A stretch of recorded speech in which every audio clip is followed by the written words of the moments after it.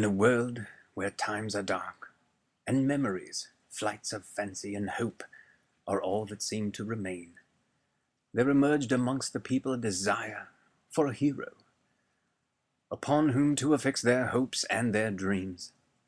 And that hero would reveal himself at the most glorious spectacle that ever did twinkle in the eye of God himself, a motorcart race. This is that story.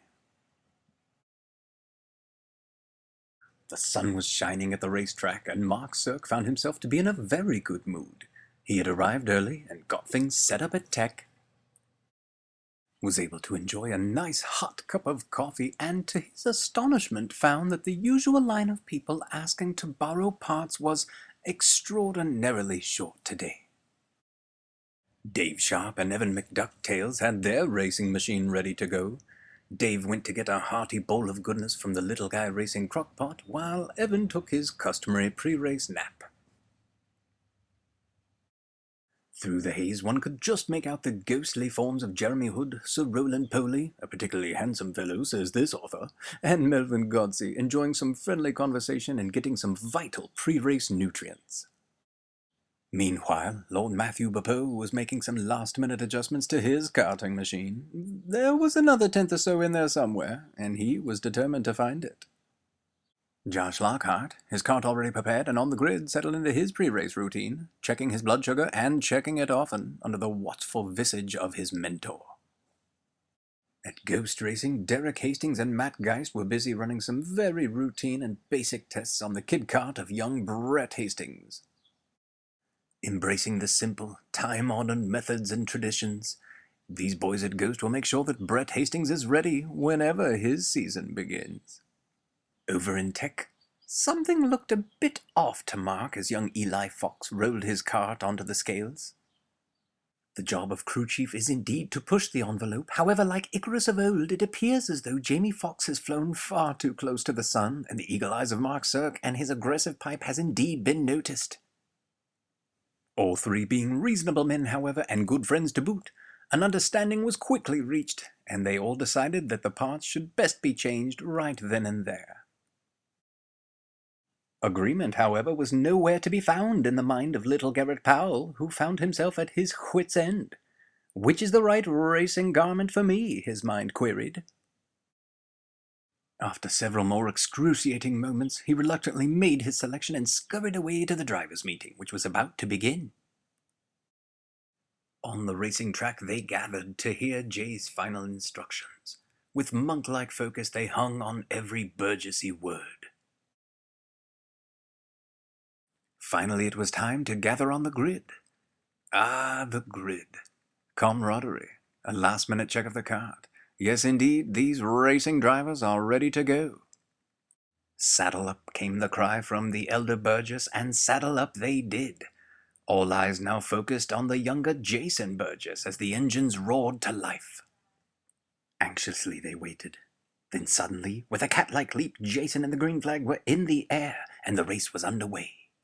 Sticking the landing, he watched as the racers drove off at, well, actually quite a low rate of speed at this point, but he knew they'd be up to full song soon enough. Jeremy Hood led the charge down the front stretch, while Evan McBoatsail got a good run on Sir Rolland Poley.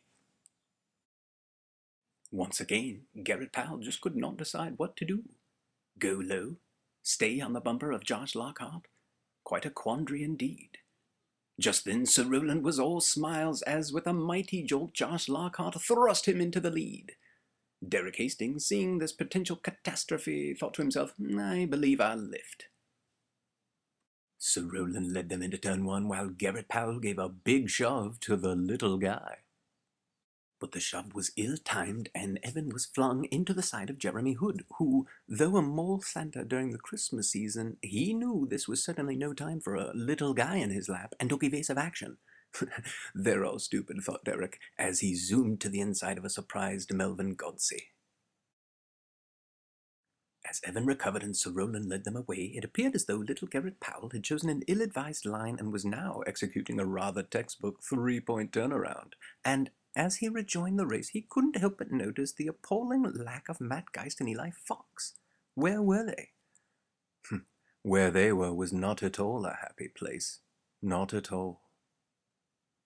On pit road, Jay was receiving quite an earful indeed from Matt Geist and Eli Fox, irate as they both found their right rear tires had been mysteriously cut.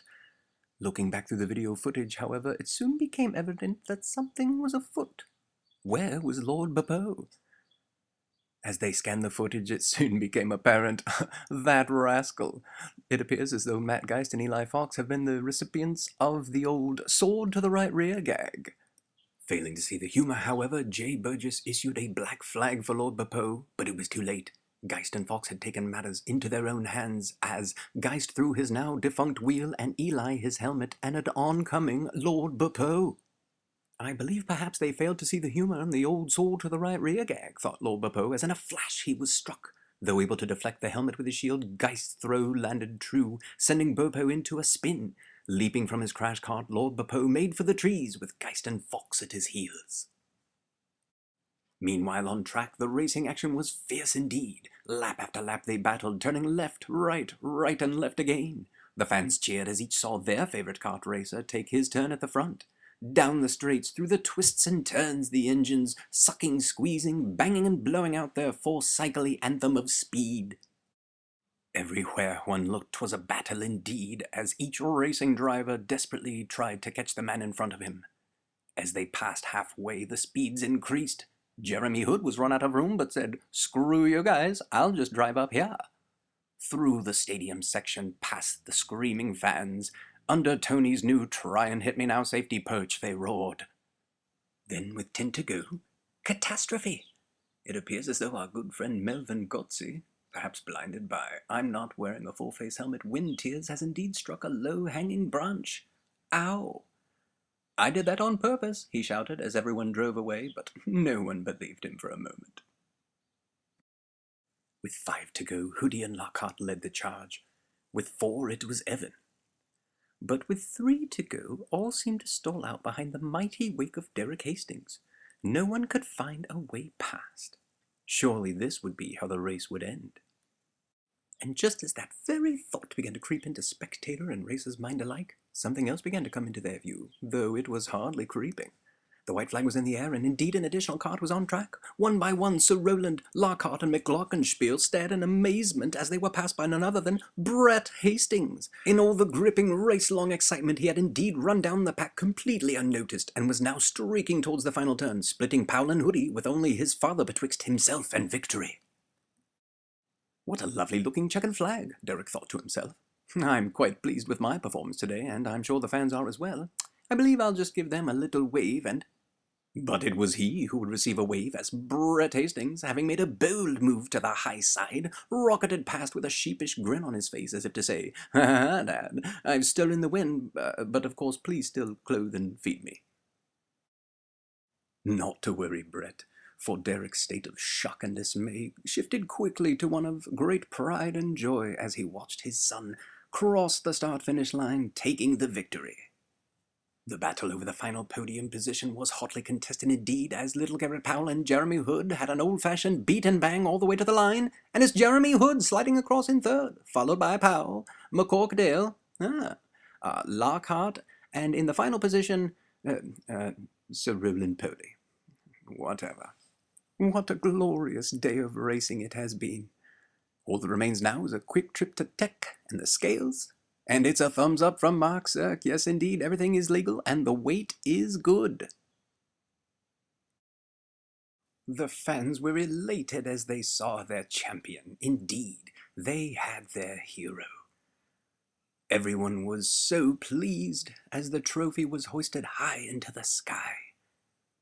Matt Geist, Eli Fox, and Lord Bepeau were all good friends again.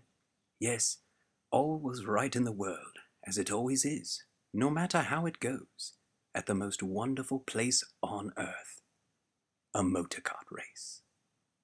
The